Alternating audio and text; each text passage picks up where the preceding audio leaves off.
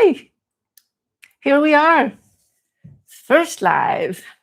Oh, the camera is inverted. I did not expect that. Okay, so that's a little bit weird. Yep, not sure how to fix that right now, so I won't. So, first, let me know. Can you hear me?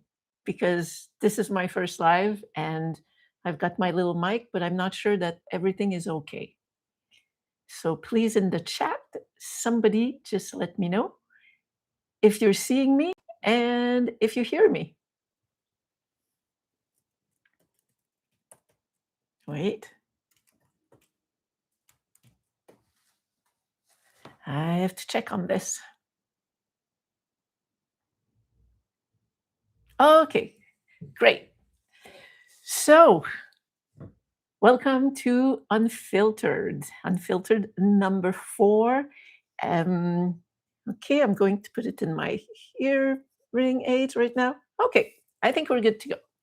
So, welcome to Unfiltered number 4. Unfiltered is my newish series, pretty new, where I come now live. Before that, they were recorded, but very spontaneous, no edit, just pushing the button, record, and bringing it to you. And a couple of days ago, I decided I'm going to do this live. So this is my first time. It's like a little bit of anxiety here and nervousness, but I'm really happy to be here. So welcome. So today, like the thumbnail suggested, I want to talk about the exhaustion that so many of us feel. And I'm going to look at a few aspects of it and give some. Hey, Raven, nice to see you here. So, okay, so a lot of us who are here in this orbit, we have done so much healing, right? We are people who really want to improve our life, who have awareness about life, about our soul, about moving through this world. And most of us really, really feel like misfits and like this world is just not designed for us. And it's like we have this constant tug of war of awareness of our bodies, like, and our lives and our bodies being stuck in this 3D world. And we are in constant survival mode. And our minds and our soul still know that, there is something else, and it wanders and it floats into the 5D reality, which is, as we believe, based on love. And we're just between the two, and the in between is absolutely uncomfortable, and for many of us, like, just not difficult to live through. And we are looking for relief desperately. And our relief, when we look for relief, we look for all those modalities and all the classes and master classes and everything that spiritual teachers and healers tell us that we can do to feel better. And some of it gives us some relief. We get some success, and it makes us feel like, hey, if I continue and if I do more and more and more, I'm going to feel better. Okay, I'm looking at some of the chat a little bit. Yeah, it's I know you turned 62. Yeah, I hear you.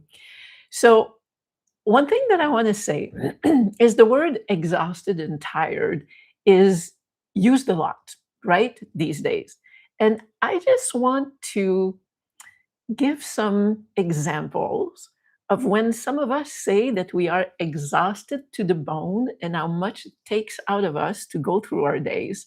And I would love to see if some of you relate to those. But here are some things that I noted. When we're showering, we have to make a decision. Today, did I wash my hair or shave my legs because both is like a big project. Personally, a lot of the time when I change the sheets in my bed, I do the sheets one day and the pillowcase is another day because all the energy that is used to do both is kind of too big if I want to be able to do something else after. Or if you want to make a recipe, for example, a couple days ago, I'm living on chicken soup these days, and I have to cook the chicken and remove all the things, but then create the broth and make the soup. And what I do is that one day I buy the ingredient, and the next day I prepare the chicken, and the following day I put everything in the broth to make the soup because the whole project in one day is kind of too much. Or we're all told to do more exercise because it creates energies in our body. But for many of us, it's kind of a compromise, or we have to make a choice between going for a walk in the morning or having a productive day in the morning. Because often the walk feels great first thing in the morning. I love it. But I never know if after taking a walk, if I'm going to have enough energy to do the other things that I wanted to do in the morning. Or, for example, if you go to the garage and they change your headlight and then you get home, I had to give my car back. Okay. They change something and then you get home and it's like, oh, darn, it's not working. And then you call and they say, oh, no problem. Just stop back in and we're going to fix that right up for you. And it's like, oh my God, I have to add this to my schedule. And it just seems like way too much. And that exhaustion often translates to at night when we try to sleep, or if we wake up in the middle of the night or wake up in the morning, our bodies are actually inside vibrating from exhaustion.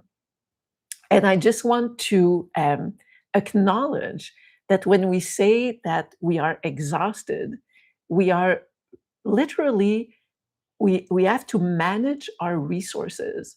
It's a constant negotiation of it's not like most people that have infinite number of there's a thing called the spoon theory. I'll put a link. I did a video about this a couple of years ago.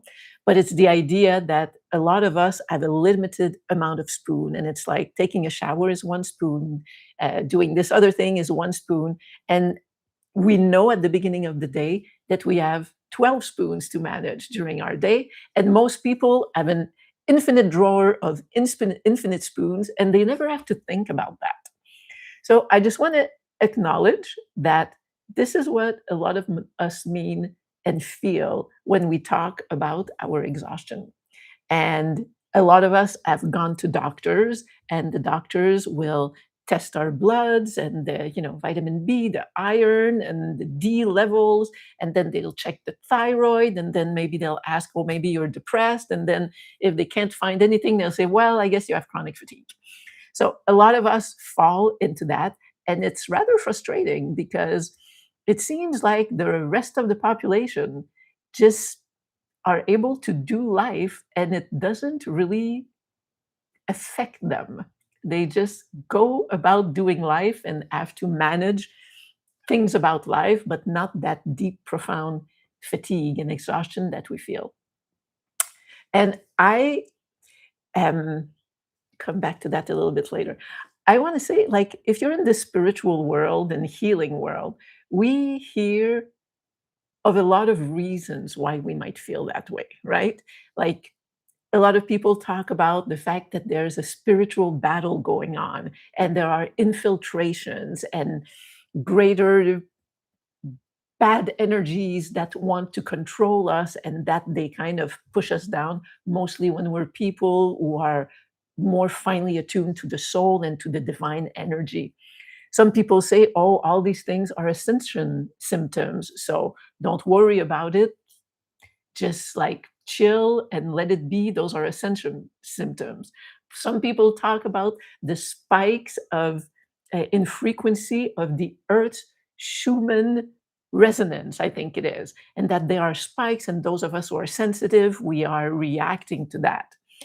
Some other ideas that I've leaned into is that my being a highly sensitive person and having lived with chronic illness, that it was all from not living aligned with my soul's purpose and suppressing as highly sensitive people who we truly are because it wasn't accepted in our family and all that, and that creates energy blocks.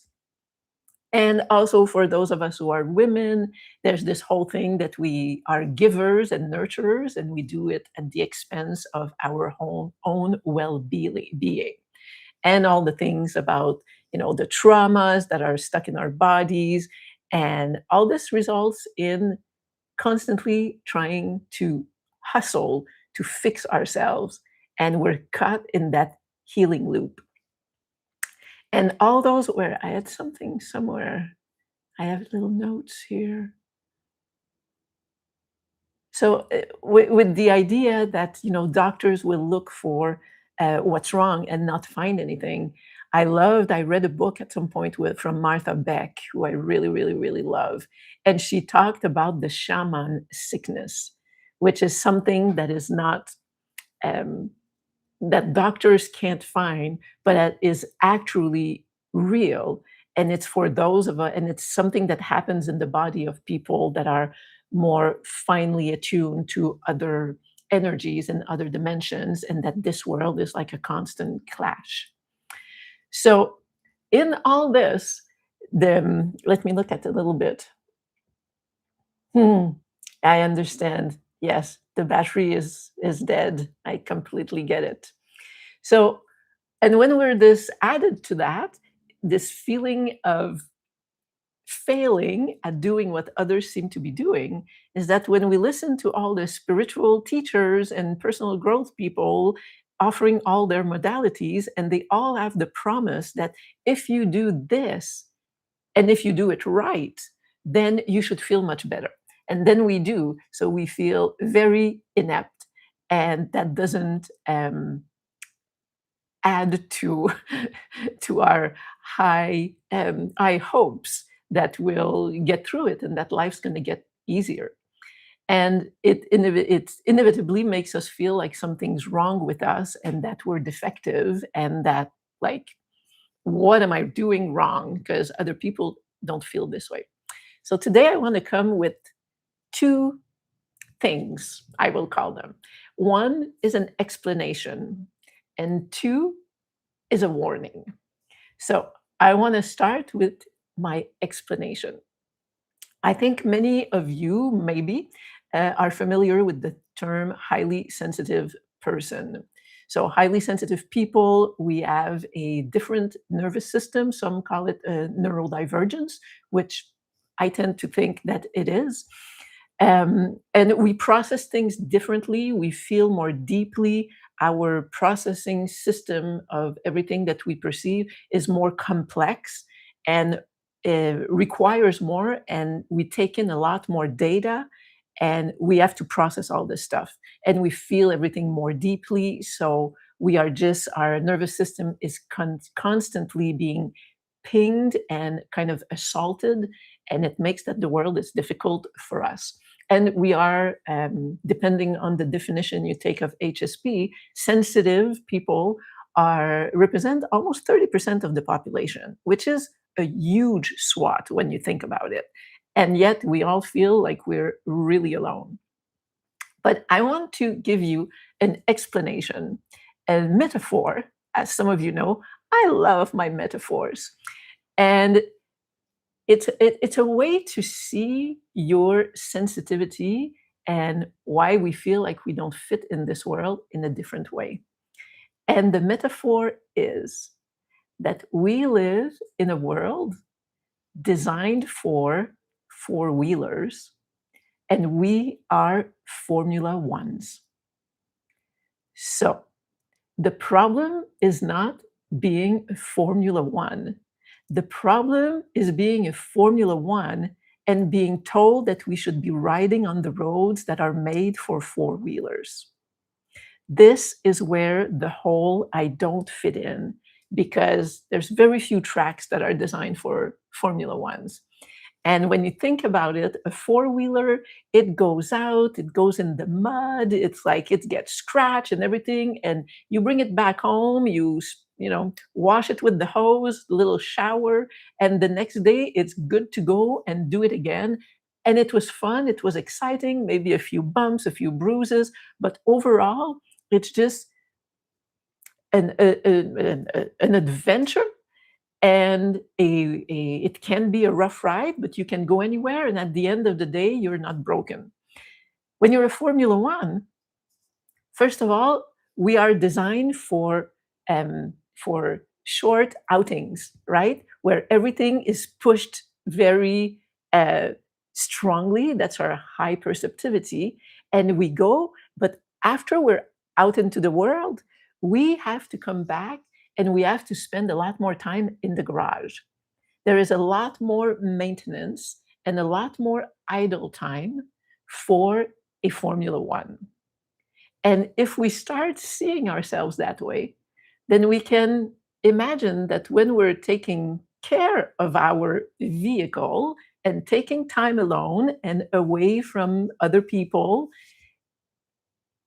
when you think of Formula One drivers, they and mechanics, they are very proud of their Formula One. There is great, great pride and value put on that in that world. And when they are seen, when they spend time polishing, fixing, adjusting, they, like I said, they are proud, and it's a thing of beauty, and they know what they have there. And if we think of ourselves, like I just said, when we take time away to tend to ourselves, as us taking care of our very fine, beautiful, awesome, high performing vehicle, then we feel we could start feeling not as bad about how we were created. And yes, it means that when other people say, "Hey, come on, we're going on a ride today," if they're going on a four-wheeler ride, a road trail, we can't go. Or if we go, it's like it's going to take a lot of maintenance once we come back. And the damage is going to be more profound than if you're riding a four-wheeler. You didn't feel very high performing. Yeah, I know, but it's our system is high performing. Our perception of the world, our attunement, our when you think of our compassion and our empathy, those are high performing qualities, I would aspects of us. So when I say high performing, I don't mean that we can go run a marathon and do all the things that we need to do in the 3D world. I mean that some aspects of us are actually that of a high performing vessel. It's just not according to what you would rate a four-wheeler on. So that is my number one thing I wanted to talk about, which was a different way to look at ourselves as highly sensitive people. Two, as some of you know, if you've been around, wait, let me look at a few of the chats because this is my first live and I really want to see what you guys are saying a little bit. So bear with me. And sorry for people watching the replay. This is going to be a little bit, it's false hope. Thank you for being here.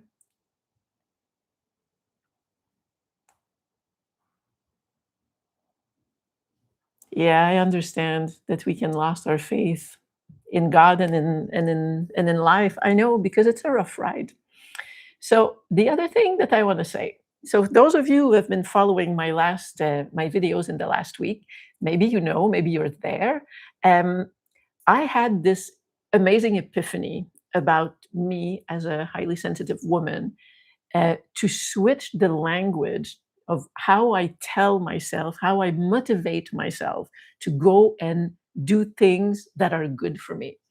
And my epiphany was that it's the real motivation, because the 3D motivation of goals and should have and have tos, and because it's done this way in this society, do not work for us highly sensitive as motivations to do anything that doesn't deplete us. And what I found as the epiphany, the words that came to me, is that when I start doing things and my deep motivation and what I tell myself is because I love myself, it has been changing something profoundly in me in the last week. It's really, you can watch the last Unfiltered and Sunday's video where the one that's finding a reason to live. I talk about it a little bit more in both of those. And of course, I'll talk about it at the end, but in Annie Circle, my private community for highly sensitive women, I'm starting a 28-day gentle practice inside the community for us to witness each other. There's nothing, there's no pressure, there's no performance. It's just us being there together and each of us deciding to do something because we love ourselves, from the because we love ourselves motivation each day, and to share about it. So I'll give the link in the description, and I'll talk about it just a little bit more at the end.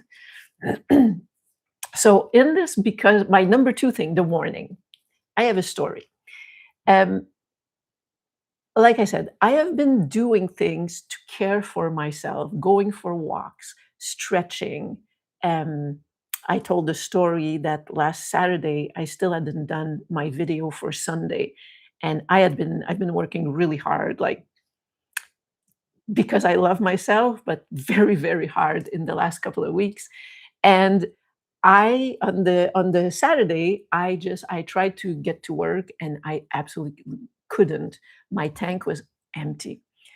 And then I woke up Sunday morning and I thought, okay, I have some energy. I can do this. And I started working. And it ended up for me to organize my thoughts and record and edit and all that. It took me 10 hours. And throughout the day, and at the end of the day, I was, being gentle with myself, saying, "Oh, Annie, you've kind of fallen back into your old ways of pushing beyond what you should, that is healthy for you. And okay, it's okay. You did it once. Lesson learned. You won't do it again." And then I woke up Monday morning and I had a completely different view of it. And what came to me was that okay, let me see how I can put this. By being there, when you're going from a place of because I love myself, it's a motivation that is closer to the soul. I explained that in the previous videos.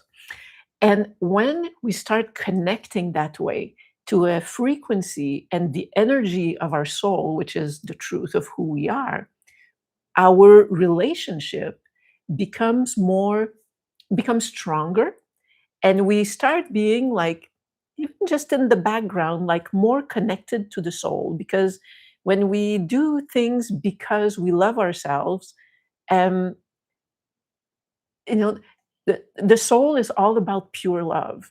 And so if we do the things we have to do or want to do in this world from that motivation, we are much more connected.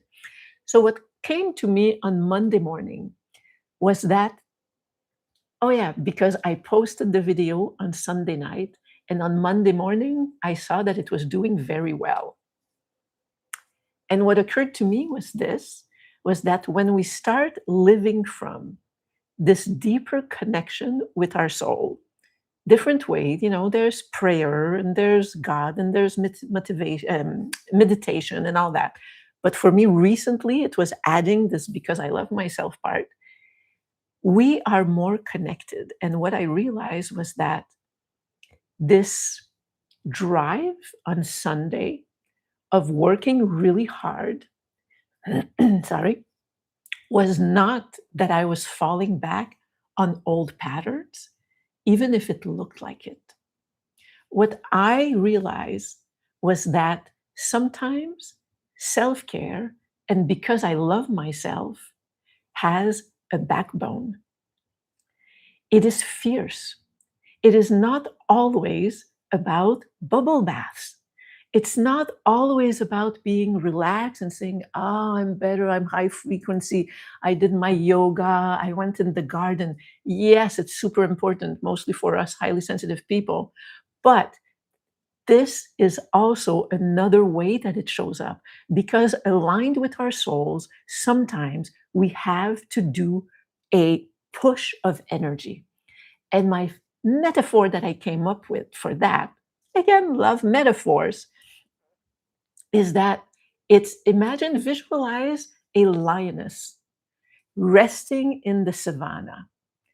And you can see that everything is her and relaxed. She's connecting to her environment and the beauty, nature, and all of that. Just, I can feel a lioness. And then all of a sudden, it's time to chase a gazelle.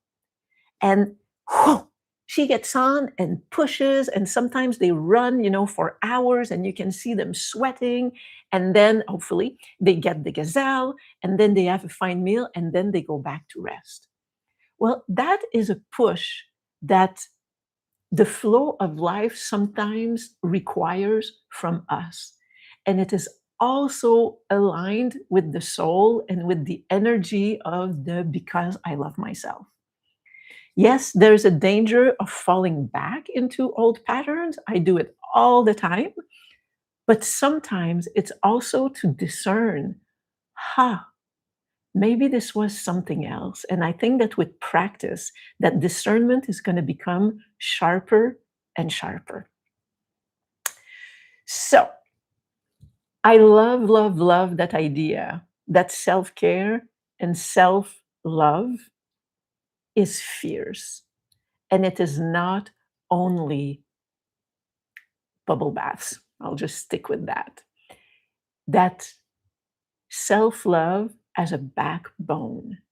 And we can learn to go between the two or even feel the backbone. Imagine if we can feel the backbone when we go into doing the gentle things to care for ourselves.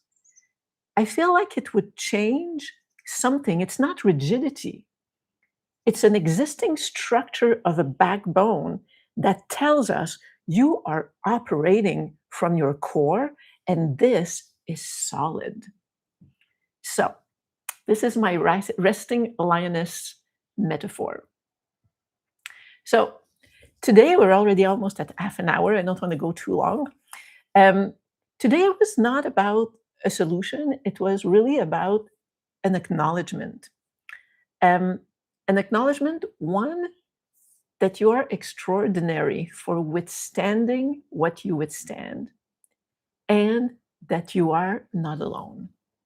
And the extraordinary is that the truth is that even though we are exhausted or being burnt out, or experiencing burnout, uh, we are courageous beyond belief. Because most people don't have to deal with the depth of the depletion, the exhaustion, the assaults on our nervous system and our on emotional self that other people don't have to experience the way things the way we do. And they do not have to practice that strength and that courage, but we do. And for that, I want to tell you and tell myself and acknowledge how incredibly courageous and strong we are for still being here, for still holding love inside of ourselves, and for still working at what we want to do. I forgot to say something because I have a new term that I think I'm going to hold on to. With that backbone and the lioness metaphor and all that, that chasing the gazelle, that is the holy hustle. So it's no longer the hustle to try to keep up with this world. It's the holy hustle. And I think this is a beautiful way of being okay with the times where we have to push our bodies or push our minds beyond what into a place that we know is going to require some rest after. So I had another little idea I wanted to share is that, that idea that, oh, I'll save it. No, that's not right if I say this now. Because I had, this idea that this saying that God doesn't give you more than you can handle. And I wanted to match this with this idea of strength that we are. And it's like my first little quirky thing that I want to say was like, yeah, well, F that, I don't remember signing up for that, which apparently I did. But it's like when I hear that, it's like, oh, come on, like, give me a break.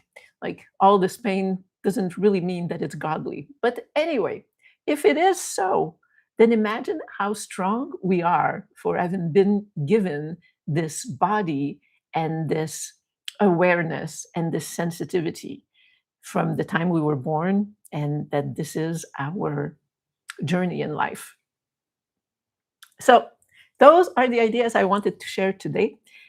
As I was writing my thoughts for today, I am I thought of what I want to talk about on Sunday. And it's this idea that within and or beyond this exhaustion that we feel, I think that many of us, many women, have this sense that we forgot something. We have this sense that we abandoned something inside of us, and that we've neglected an aspect of us, and it's beginning to scream at us and taking on a lot of energy because it is not gnawing at us. You have forgotten me. And that part of us, the part I've connected in the last year, and I've made some videos about it is the wildness inside of us, the aspect of us as women that is trapped inside us, that we feel and that we wish we could free. And a lot of people were touched by the video. I had a clip in a video. Oh, what's the thumbnail? What's the thumbnail? It's one of my favorite, and it didn't. Hang on, I have to get the title because it's one of my favorite videos, and it didn't get a lot of views. And there were some amazing images in there. It's Our Healing Obsession Trap. That is the one that I was. So Our Healing Obsession Trap. It's 2 videos ago, and few people and myself commented that this image of seeing a woman on a horse letting go of the reins and allowing that freedom of trusting and letting go of the grip, to me, that's what it touched inside of me. It was leading towards this permission of freeing that aspect of ourselves. So this is something I'm going to talk about a little bit more on Sunday. I could always change my mind because I always go what's on my mind. So Sunday is 5 days from here, so we'll see. But this is for Sunday. I want to say, make sure to come to Annie's Circle. It's a community for highly sensitive women. And I think that we need each other. We need to witness each other. We need to validate how we feel, not to come and perform and do a bunch of things, but just to be there for each other. I made this community against advice from others at only $11 per month. And I wanted it to do that because I wanted it to be a no brainer. I didn't want it to be exclusive to people who can afford it.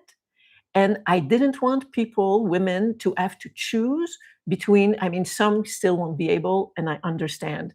But at $11 a month, it's a pretty low threshold. It's a Starbucks and a half to come in, and that we can gather in a safe container. And also for all those of you who watch my video and get some value, another thing that I think I'm not supposed to share, but I will anyway because you are my community.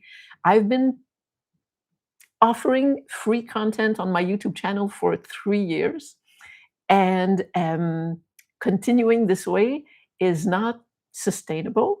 And I need help and support. And a way to do that is to join Annie's Circle. So you benefit from the community, and it's going to help me continue and just keep the lights on. So I'd really appreciate it. So these are my messages. Of course, subscribe. This also always helps. I appreciate you being here today. I'm sorry, I'm not, like I said, I'm not used to doing those live. So for me, reading the comments at the same time as talking for the moment is a little bit um, difficult. But I'm so glad for those of you who showed up. Um, it's very meaningful. I appreciate all the comments in the videos all the time. It is what keeps me going, because I see that we connect and that I bring something to your lives, and it is my purpose in life. So I really want to keep doing this and being here with you. That's it for today. Woohoo! First real Unfiltered live. I will see you. I'm going to make it a regular thing, Wednesdays, 11 a.m. Eastern Time. So I will see you next week, and hopefully in the circle, and hopefully on Sunday's video, and or also on shorts that I'm hoping to record and post this week. I love you. Have a great day. Have a great night. Have a great morning. Have a great whenever it is that you're watching. I'll see you soon. Now I have to figure out how to end the stream.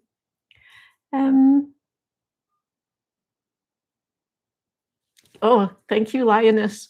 Yes, yes. Love the Lioness. Love the Lioness. Let's keep that one alive. Let's remind each other of that. I love it. Okay, I'm going to go now. Bye.